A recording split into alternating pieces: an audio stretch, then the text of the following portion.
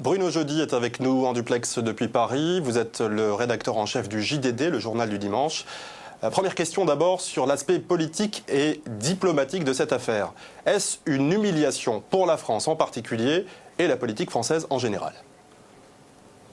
Oui, c'est sans doute une humiliation pour le Parti socialiste, pour le FMI et également pour la France, compte tenu de l'importance de Dominique Strauss-Kahn, qui était encore l'un des personnages les plus puissants il y a 48 heures, il y a 72 heures, et qui aujourd'hui dort en prison. Alors Bruno Jeudi, le moins qu'on puisse dire, c'est que les médias américains, dans leur plus grande majorité, n'y sont pas allés avec le dos de la cuillère, avec Dominique Strauss-Kahn.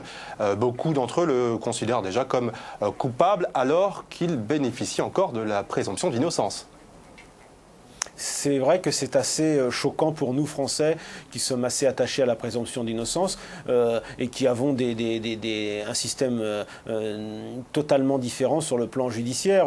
Le système américain est un système très rapide avec une procédure accusatoire qui, comme ça, met en scène de manière très spectaculaire le prévenu, quasi transformé en coupable, avec des images menottées et même des images à l'intérieur du tribunal, ce qui est parfaitement interdit en France. En tous les cas, en France, une loi, la loi Guigou, qui a été votée d'ailleurs par la socialiste Elisabeth Guigou, qui a été lancée par la socialiste Elisabeth Guigou, interdit les photographies de prévenus menottés. Donc c'est vrai que c'est un système qui peut choquer les Français, mais qui en même temps protège la victime.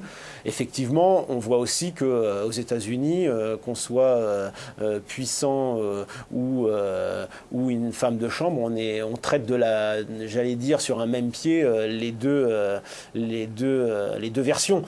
On peut se demander si en France ça aurait été le cas dans le même contexte, c'est pas certain. Alors justement, je voudrais qu'on reste sur le volet médiatique et faire un parallèle avec la France, puisque certains journaux américains reprochent à des titres français de faire preuve de complaisance dans cette affaire. Qu'en pensez-vous, vous qui êtes rédacteur en chef du JDD ? Je crois qu'il y a une partie de la presse aussi qui était sous le coup de la sidération et se disait c'est absolument incroyable que Dominique Strauss-Kahn, qui a quelques mois de la présidentielle, ait pu faire une chose pareille.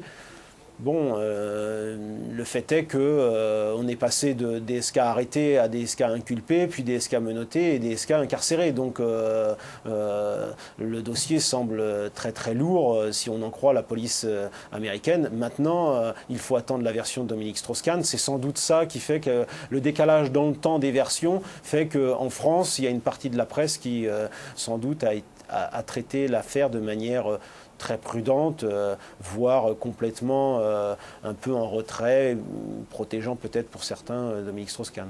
Merci Bruno Jeudi d'avoir répondu aux questions d'Euronews. Je rappelle que vous êtes le rédacteur en chef du JDD, le journal du dimanche à Paris. Merci beaucoup.